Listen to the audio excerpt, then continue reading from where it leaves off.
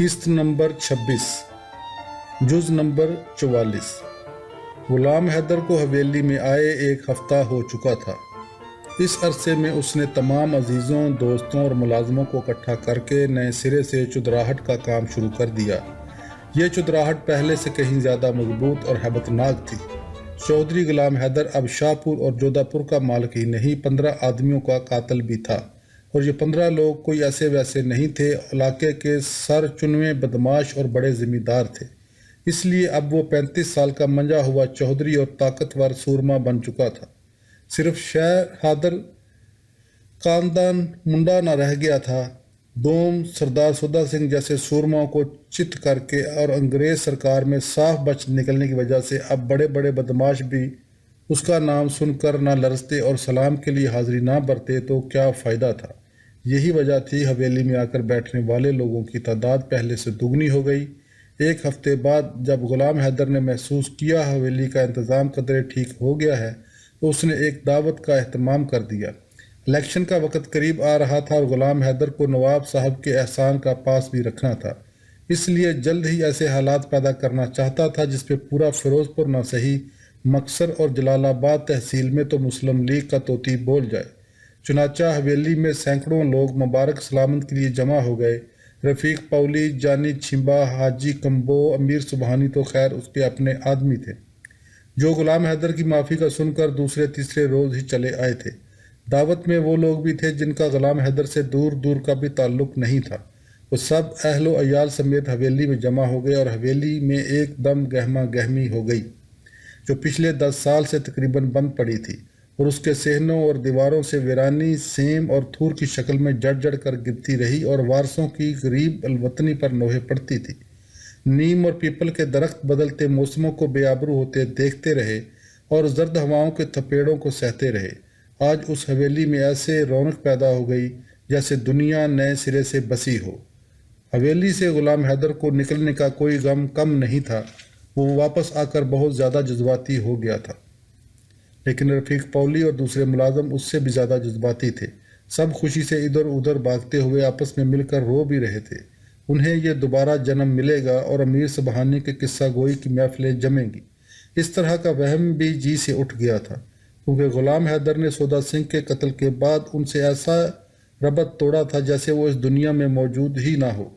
उधर ये सब मुलाजम, नौकर, दोस्त यार गवर्नमेंट के डर से हवेली तो एक तरफ, फिरोजपुर ज़िला भी छोड़कर दूर दूर जा बसे थे और खौफ के मारे गुलाम हैदर का नाम भी मुंह से नहीं निकालते थे। मगर अब सब कुछ ठीक हो गया था। रफ़ीक पौली लोगों को इधर उधर मुख्तलिफ कामों के बारे में हुक्म देता फिरता था, तुम ये करो, तुम वो करो। गोया उसकी नए सिरे से इजारादारी तस्लीम कर ली गई थी जिस पर किसी को एतराज़ नहीं था। हर एक ने अपना अपना काम बगैर किसी के कहे संभाल लिया जैसे ये तयशुदा बात थी। दावत की इस तकरीब में शाहपुर और जोधापुर की राया भी जलालाबाद आ गई। बिल्कुल वही नक्शा बन गया जो शेर हैदर की मौत के वक़्त था, लेकिन उसमें और इसमें एक फ़र्क था कि इस रौनक में भरपूर जज्बाती कैफियत के साथ एक बड़ी फतह की सरशारी भी थी। गुलाम हैदर ने मलक बहजाद और अमानत खां को भी बुला लिया। वो भी लोगों में फंसे बड़ी बड़ी हाँक रहे थे जिसमें ज़्यादातर अपनी बड़कों की कहानियाँ थी। सौदा सिंह, अब्दुल गुज्जर और शरीफ बोदले के कत्ल और उसके बाद उन 10 सालों के दौरान होने वाले तमाम वाक़यात बयान करने में इतना वक़्त दरकार था जिसमें गुलाम हैदर की हालिया दावत के बराबर 100 दावतें भी होती तो नाकाफ़ी थी।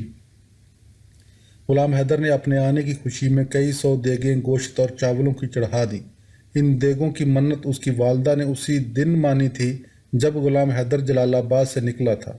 देगों के दहानों से बुने हुए गोश्त और पकते हुए बासमती के चावलों की बाप दिमागों में चढ़कर भूख की इश्तहा को मज़ीद बढ़ा रही थी। देगों के नीचे जलाने के लिए कुल्हाड़ों से सूखी लकड़ियां फाड़ी जा रही थी और आग के अलावा मुसलसल जल रहे थे। गुलाम हैदर सबसे मिल मिला कर मलक बहजाद के पास आ बैठा, जहां अमानत खां भी बैठा था। मलक बहजाद काफ़ी बूढ़ा लग रहा था। 10 साल की तवील मुद्दत ने उसकी सेहत पर जो असरात डाले थे वो चेहरे की बढ़ती हुई झुर्रियों और छलकती हुई जर्दी में बहुत नुमायाँ थे, मगर बातों में वही दलेरी और सियानापन अब भी था। गुलाम हैदर जानता था अगर मलक बहजाद उस वक़्त उसका साथ न देता तो शायद वो बुरे तरीके से ज़िल्लत का मुंह देखता। پھر اسے نواب افتخار کا خیال آ گیا، جس کی وجہ سے وہ پورے طور پر سرخ روح ہوا تھا۔ غلام حیدر نے سوچا، حقیقت یہ ہے کہ سب کے تعاون سے ہی سودا سنگھ کی چتا کو آگ لگی ہے۔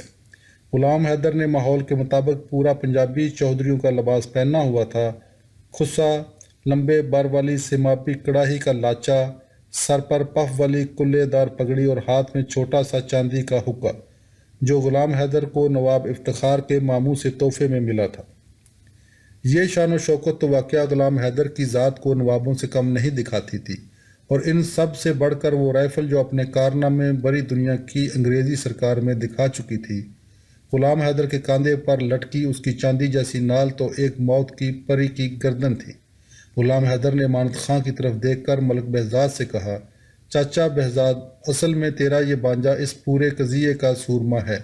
اس دن یہ نہ ہوتا تو سکھڑے اتنی آسانی سے قابو میں نہ آتے۔ امانت خاں نے اپنی مونچھوں کو مزید مروڑا دیا، جو پہلے ہی خصے کی نوک کی طرح اوپر کو چڑھی ہوئی تھی۔ مجھے اس پر فخر ہے، خدا نے موقع دیا تو میں اس کا بدلہ ضرور چکھاؤں گا۔ ملک بہزاد بھتیجے کی طرف دیکھ کر بولا، غلام حیدر، تمہیں پتہ ہے اس نے پہلا بندہ کس عمر میں قتل کیا ہے؟ اس وقت اس کی عمر صرف 13 سال تھی، جب چودھری اللہ بخش جندے کا اس نے اپنے باپ کا بدلہ لیا تھا، اور کیوں نہ لیتا تربیت جو اپنے سینے پر ہاتھ مار کر ملک بہزاد نے کی تھی۔ آگے بھی یاد رکھ، لڑائی بڑائی میں راکھوں اور مزاروں سے کام نہیں لیا جاتا، بندہ مار کھا جاتا ہے۔ سینکڑوں آدمی ادھر ادھر چار پہیوں پر بیٹھے اپنی اپنی گپوں میں لگے تھے۔ اکثر امیر سبحانی سے غلام حیدر کے وائسرائے کے ساتھ گہرے تعلقات کی کہانی بڑی دلچسپی اور مزے لے کر سن رہے تھے۔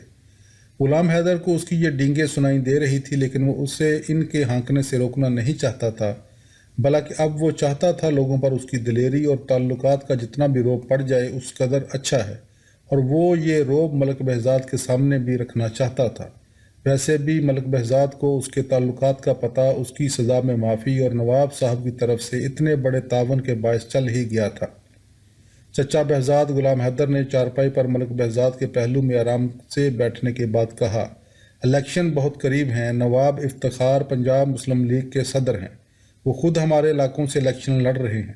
نواب صاحب نے جو کچھ میرے لیے کیا ہے اس کا تقاضا ہے ہم اس کا ساتھ ووٹ دینے سے کچھ زیادہ کریں، تاکہ اس کی نمک حلالی کا پورا حق ادا ہو جائے۔ نواب کا جو میرے اوپر احسان چڑھ گیا ہے وہ تو شاید عمر بھر نہ اترے، لیکن کم از کم اس علاقے میں تو اس کے خلاف کوئی بندہ پرچی نہ ڈال سکے۔ اس کے لیے ہمیں چاہیے کسی بھی قسم کی زبردستی کرنی پڑے، مسلم لیگ کو ہر حالت میں پورے علاقے سے الیکشن جتوانا ہے۔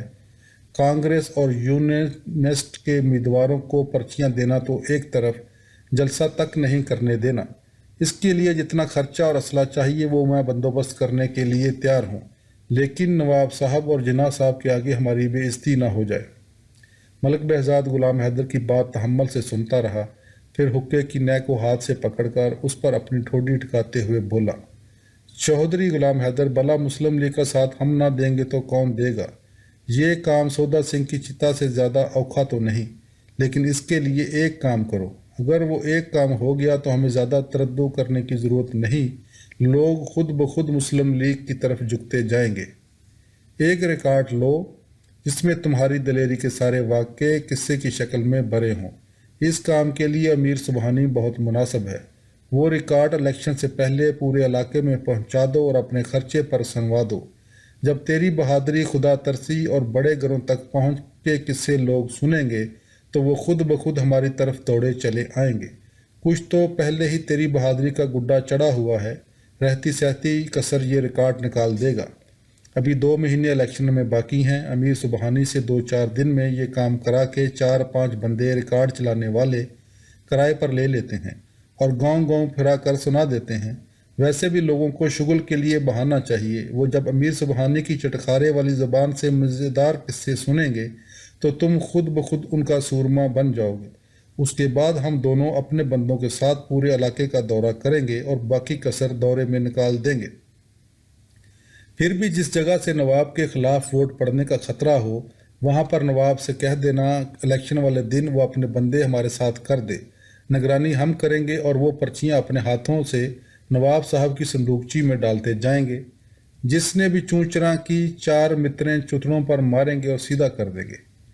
بس یہ ٹھیک ہے، غلام حیدر بولا، ہم کل ہی اس کا انتظام کر لیتے ہیں۔ پہلے 1.5 مہینے میں امیر سبحانی والا ریکارڈ چلواتے ہیں، آخری 15 دنوں میں علاقے کا دورہ شروع کریں گے اور پورے علاقے میں گھوڑے دوڑا کر نکارہ بجا دیں گے۔ کوئی شخص نواب افتخار کے علاوہ کسی کو ووٹ دینے کی جرت نہ کرے۔ اگر کسی نے ایسا کیا تو اپنا ذمہ دار خود ہوگا۔ ہمیں نواب صاحب کے گاؤں میں جانے کی کوئی ضرورت نہیں، جو اس کی ملکیت سے باہر کا علاقہ ہے۔ وہاں نواب کو چکر لگانے کی ضرورت پیش نہیں آنی چاہیے۔ اس کے بعد غلام حیدر ملک بہزاد کو اٹھا کر ڈیوڑی میں لے گیا اور جیب سے چاندی کے روپوں کی ایک باری تھیلی نکال کر اس کے حوالے کر دی۔ چچا بہزاد، یہ نواب صاحب کی طرف سے 2000 روپے ہیں، آپ یہ رکھ لو اور اس میں سے کچھ امانت خاں کو دے دینا۔ میں اسے روپے دیتا اچھا نہیں لگتا۔ اس الیکشن میں 100 طرح کے کام ہیں اور کئی طرح کے خرچے ہیں، ان میں کام آئیں گے۔ میں نے تو نواب صاحب سے کہا تھا ان کی ضرورت نہیں، لیکن اس نے ضد کر کے ہمیں دے دیے ہیں۔ بہرحال اب نواب صاحب کو پتہ چلنا چاہیے، اس کے دوست حالات کا پھیر بدلنے کی طاقت رکھتے ہیں۔ ملک بہزاد جان گیا تھا غلام حیدر کو نواب نے کوئی پیسے نہیں دیے، مگر اس نے پیسوں کی تھیلی پکڑ لی، کیونکہ اب اسے بھی پیسوں کی ضرورت تھی۔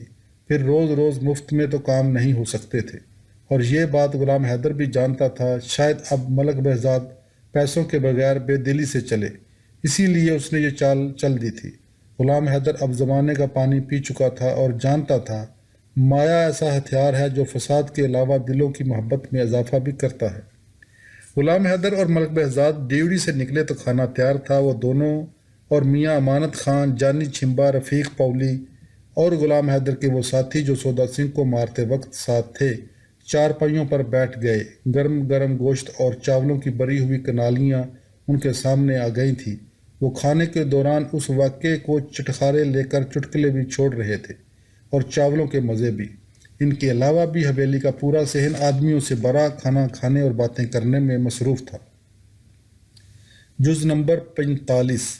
فضل الدین اب 24 سال کا سمجھ بوجھ والا ایسا سرکاری بابو بن چکا تھا جو مولوی کرامت کی تربیت سے ہوتا ہوا جلال آباد، وہاں سے FC کالج لاہور اور اب گورنر ہاؤس لاہور میں پچھلے 6 سال سے سرکار انگریز کا نوکر تھا۔